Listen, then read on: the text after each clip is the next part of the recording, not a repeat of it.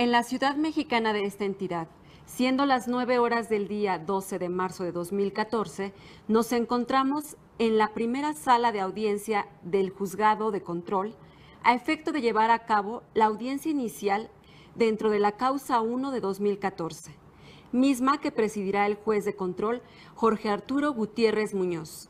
Por lo anterior, se solicita a quienes intervienen y al público asistente guarden el debido respeto, silencio y decoro durante la audiencia. De lo contrario, el juez les podrá aplicar una corrección disciplinaria de conformidad a los artículos 53 y 355 del Código Nacional de Procedimientos Penales. Les pido de favor que se pongan de pie para recibir al juez.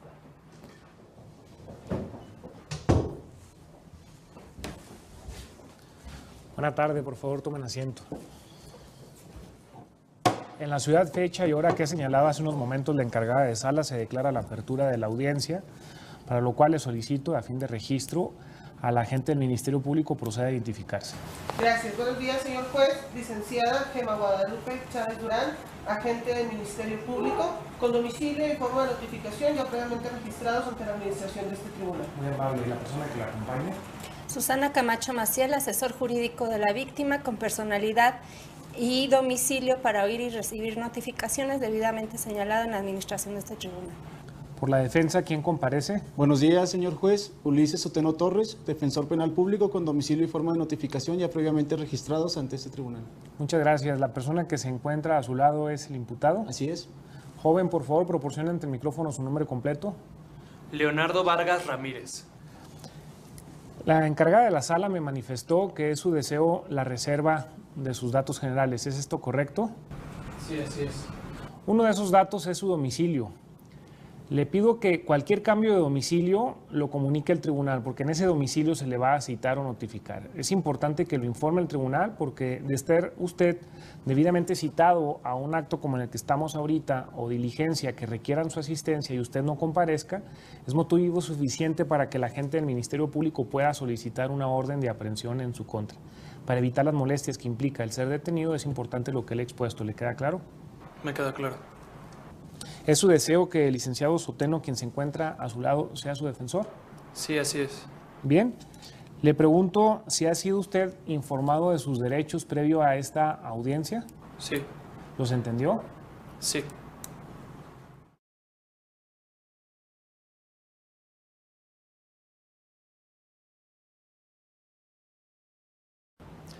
En los supuestos en que el imputado ha sido detenido en flagrancia o caso urgente, en la audiencia inicial, una vez aperturada la misma, identificada a los intervinientes, verificado que el imputado conoce sus derechos, el Ministerio Público tendrá que justificar la legalidad de dicha detención, permitiéndosele al defensor, en base al principio de contradicción, debatir los argumentos del Ministerio Público para que finalmente el juez esté en posibilidad de resolver sobre si la detención ha sido legal o no. En el primer caso, ratificará dicha detención y la audiencia continuará con el siguiente acto procesal. En caso contrario, el juez deberá dejar en libertad al imputado con las reservas de ley. Veamos un ejemplo de la verificación de la legalidad de detención en la audiencia inicial.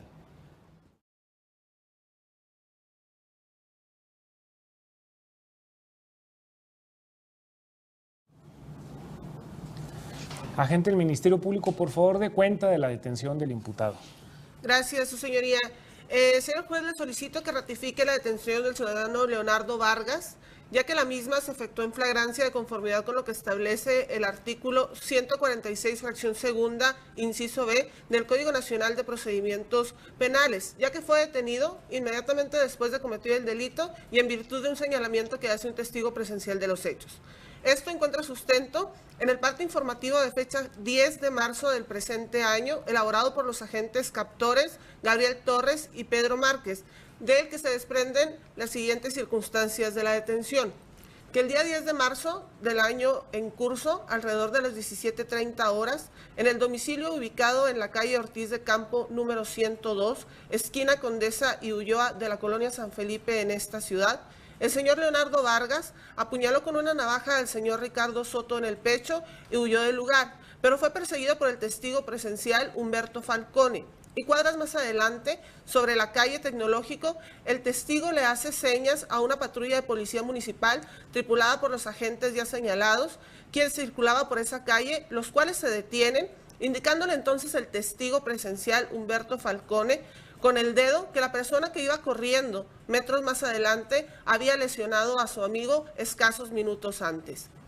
Este señalamiento, insisto, lo hace con el dedo índice, por lo que los agentes captores le dan alcance a la persona que iba corriendo, esto en el cruce de las calles Tecnológico y Universidad de la colonia San Felipe. Le marcan el alto, lo detienen, le leen sus derechos, esto a las 17:45 horas. Siendo entonces puesto a disposición de esta representación social a las 20 horas y posteriormente la representación social lo puso a su disposición, señor juez, el día de hoy, 12 de marzo del presente año a las 7 de la mañana. De todo lo anterior, señor juez, se desprende entonces que efectivamente el señor Leonardo Vargas fue detenido bajo el supuesto de flagrancia invocado. Esto ya que existió inmediatez entre la comisión del hecho delictuoso y la detención del imputado, puesto que mediaron únicamente 15 minutos, que fue el tiempo materialmente necesario para lograr la detención, ya que no hubo interrupción ni de su búsqueda ni de su localización. Y esta detención se logró en virtud del señalamiento directo realizado por el testigo presencial de los hechos, Humberto Falcone, lo que llevó a los policías a detener. Por todo lo anterior, señor juez, le reitero mi solicitud de que ratifique la detención de Leonardo Vargas Gutiérrez. Bien, la asesora jurídica de la víctima, ¿alguna manifestación? Nada que manifestar, señor juez. Por la defensa. Nada que manifestar, señor juez.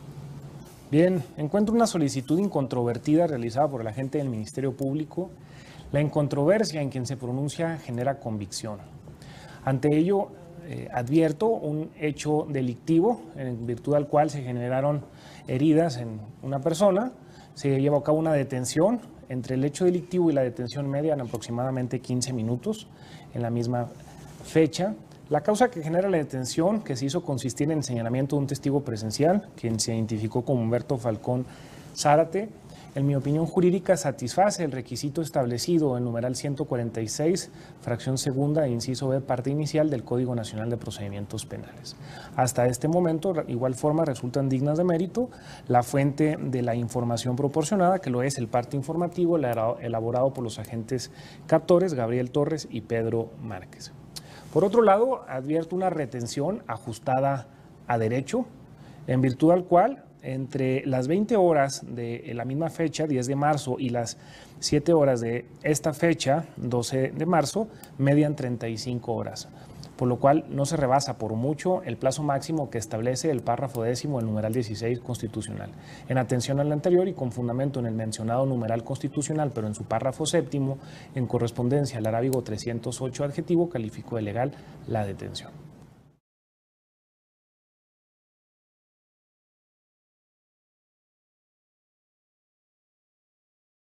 Una vez que el juez ha calificado de legal la detención del imputado, debe el Ministerio Público proceder a formular la imputación.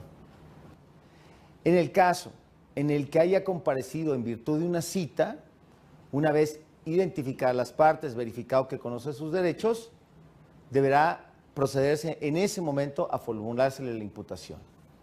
Lo mismo sucede cuando se ha ejecutado un orden de aprehensión en su contra. El Código Nacional de Procedimientos Penales nos dice que la formulación de la imputación es la comunicación que el Ministerio Público hace al imputado de que se sigue una investigación por un hecho o hechos determinados que la ley señala como delito. Nos dice también el Código Nacional que los elementos de la formulación de la imputación son el hecho, su clasificación jurídica, la forma de participación que le atribuye haber tenido al imputado en dichos hechos, y que deberá informarle sobre el nombre de sus acusadores, es decir, el nombre de las personas que hasta ese momento han depuesto en su contra en la investigación. El Código Nacional establece la posibilidad de que el defensor solicite aclaraciones o precisiones a esa imputación del Ministerio Público. Si el juez las considera pertinentes, le pedirá al Ministerio Público que realice las precisiones o aclaraciones solicitadas por la defensa. Hechas estas aclaraciones o precisiones en su caso, se le preguntará al imputado si ha entendido esa imputación. En caso de que conteste negativamente, le pedirá al Ministerio Público que haga o explique lo que sea necesario. Posteriormente, se le informará al imputado que tiene derecho a declarar y a contestar el cargo, es decir, la imputación. Se le informará también que tiene derecho a guardar silencio y que en caso de que decida declarar, todo lo que diga puede ser usado en su contra. Si fuera el caso que el imputado decide rendir su declaración en la audiencia inicial, el Código Nacional nos establece que deben seguirse las reglas para el desahogo de pruebas en la audiencia de juicio oral, específicamente las que regulan la declaración del acusado en esta audiencia. Es decir, el acusado podrá declarar espontáneamente o a preguntas de su defensor. Se seguirán las mismas reglas en cuanto al interrogatorio y el contrainterrogatorio y aplicarán desde luego las reglas relativas a las objeciones. Veamos ahora un ejemplo tanto de la formulación de la imputación del Ministerio Público como, en su caso, de este cuestionamiento que se le hace al imputado sobre si desea declarar.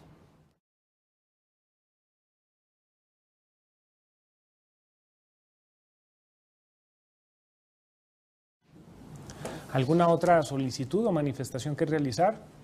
Así es, su señoría, la representación social quisiera formular imputación. Un momento, señor Vargas, le pido por favor esté atento a lo que va a exponer la gente del Ministerio Público. Es importante que quede entendido lo que le va a manifestar. Por favor, esté atento. Adelante. Gracias. Señor Leonardo Vargas Ramírez, esta representación social hace de su conocimiento que se le sigue una investigación en su contra toda vez que se le imputa la comisión de los siguientes hechos.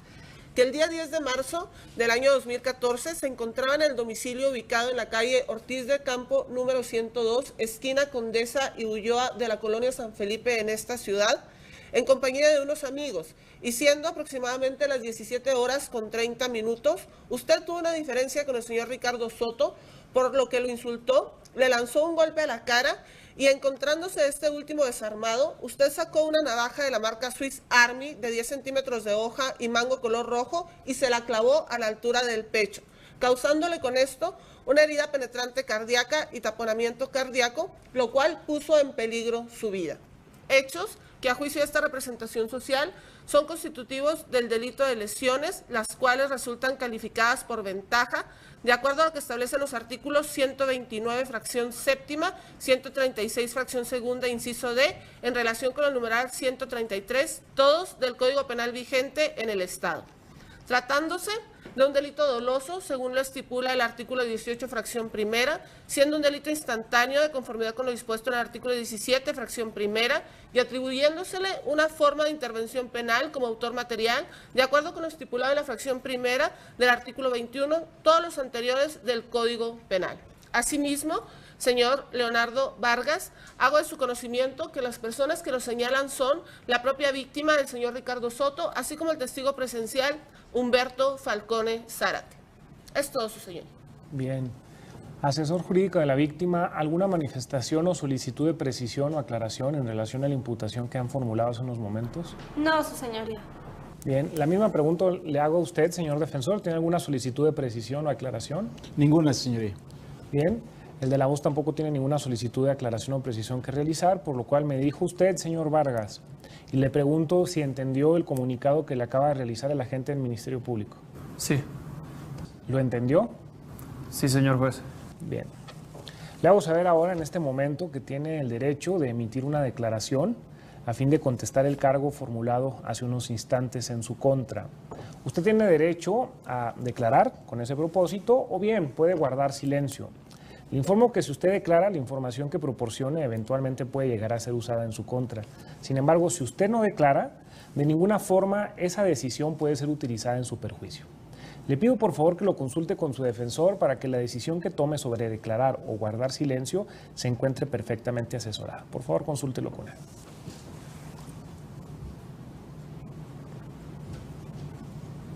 ¿Cuál es su decisión? Deseo guardar silencio.